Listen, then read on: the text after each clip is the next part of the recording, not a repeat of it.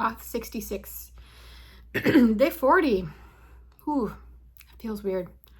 I still haven't regained my voice fully. This is a super fun journey for me with this cold. I'm going to clear my throat a bunch of times. Apologies for that. So today, I'd like to dedicate this video to my number one fan. I know that sounds silly, and I'm really just kidding, but there is someone who's been watching every video, and, you know, maybe beyond just Brian. But there's a staff member here who today very graciously, I mean, she's kind of cheered me on the whole way, but very graciously acknowledged me in our morning huddle. We do this thing, we have an internal mascot. I'm going to introduce you to this mascot now. This is Godifer. Yes, they've made a hat. Godifer actually has a pen, has a tie. I don't know if you can tell that. It has a tie. There's many things that have been made for Godifer, but basically every morning in the huddle, the person who has the goat kind of gets a chance to acknowledge somebody else. And somebody did that for me this morning. They had the goat and they said, you know, some very kind words about being able to watch the Auth66 journey and share, you know, even on the hard days. And I want to acknowledge for a second just the level of empathy that required, because I think specifically based on the words that went along with it, you know, and talking about hard days, this employee would have been referencing the one video that I put up the day after we had, or the night that we had let somebody go. And, you know, I will say this about her and a lot of our other staff is the empathy towards us as leaders when this happens, even though their friend is not here, even though, you know, it makes them worried for whatever reasons and there's own anxieties that come with that kind of decision and wanting to understand it. And the legalities of not being able to just like lay everything on the table, right? That they care, right? How leadership is doing, to me, is a really clear sign, not only that we have amazing people working here, but also that we must be empathetic enough towards them for them to return that, or feel safe to return that, because it can actually be kind of scary, right? And well, I shared Lucy last night and I'm sharing Godifer right now. I just kind of wanted to highlight this too. I think I showed this on one of my adventures of showing my board, because I have it up there. But we do birthday cards for everybody's birthday, and we do a card on everybody's work anniversary, and there's some stuff that goes along with it as well. But it can be difficult to know what to write in these cards, because you want somebody to feel seen, right? But you don't want it to be awkward either. You want it to be well received. So you're always balancing, you know, how much of yourself do you let out. And I notice in some of the cards where people are maybe a little bit more held back or don't share parts of themselves, it's harder for people to write things that are personal.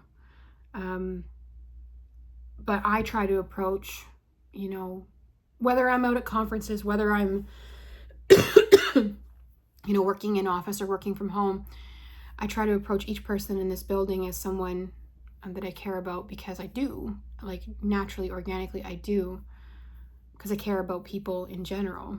But I try to do it in ways where I show, did I understand where they're coming from, who they are as an individual, where they're at in their journey of their career. And, you know, I think that's such an important thing to highlight when it comes to leadership, because this card to me is not about employees that I pay sucking up to me. It's not that at all, because they could have very easily written different things. But the words that I'm seeing in here are about guidance and leadership and being bold and being empathetic, you know, and it means a lot to me to hear people say in their own words about me helping them with their growth, because I think that's the challenge that we all take on. You know, even when you let somebody go, it is inevitably about growth, because obviously they've reached, you know, the potential of what they can do if more change was capable or more growth was capable. And I'm not talking about role, I'm talking about in skills, in learning, in who you are as a person. You know, there is times when you hit these plateaus and you have to think, well, you know, is it that I want to change the role? Is it that I want to try something new that challenges me? Do I need to just be in a state of management right now because there's enough other things going on outside of work? And to be kind of constantly evaluating where you're at. And what I love is that it really feels like, to me, that the people who do well here and who have stayed long term have always felt like they can grow in any one of those fields. You know, I think it's this misnomer that promotion means growth, or maybe changing departments or making it to manager. I've had so many people come in, and when they do an interview, they're like, I want to be a manager one day. And I'm like, do you really? Or is it just that you believe that that's the state of growth, right? But growth looks different. You know, growth could be changing a role, but it could also be within the role you have now, coming up with new ideas of how to make it great or how you could do something better, and staying engaged with the process, right? If you need to be on autopilot for a little bit, sometimes that's just the way life is. Sometimes things are stressful outside of work and you have to, but for the most part, you know, I've found that the people who are curious and who are looking to figure out what else they can get or learn from a situation is, you know, a huge factor in seeing people be successful. And I mean, curiosity is one of those things where it's really easy to believe or to get demotivated from being curious because you don't see people being curious around you. But you have to remember that everybody processes that differently.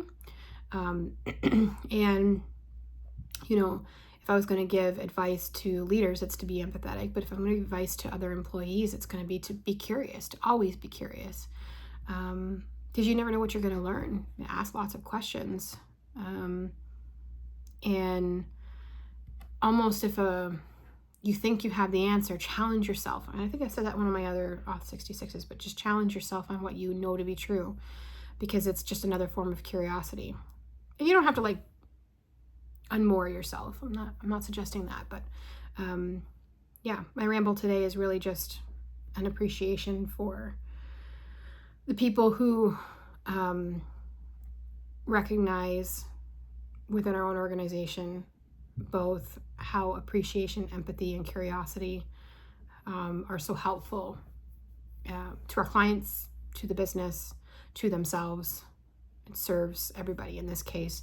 And for realizing that, you know, sometimes being one of the bosses, there's not the same, like on Employee Appreciation Day, I'm not giving myself a trophy, right? Like, so it's nice to see when employees return that favor, because it lets me know that they're safe to do so, and that they see the hard work that we put in, which is, you know, ultimately what you could hope for. And hard work on the leadership side always means that they feel like they belong and that they're getting what they need from work. So that's a nice little performance evaluation for me. Super appreciated. And I know you're watching this, so yeah, just know it's dedicated for you.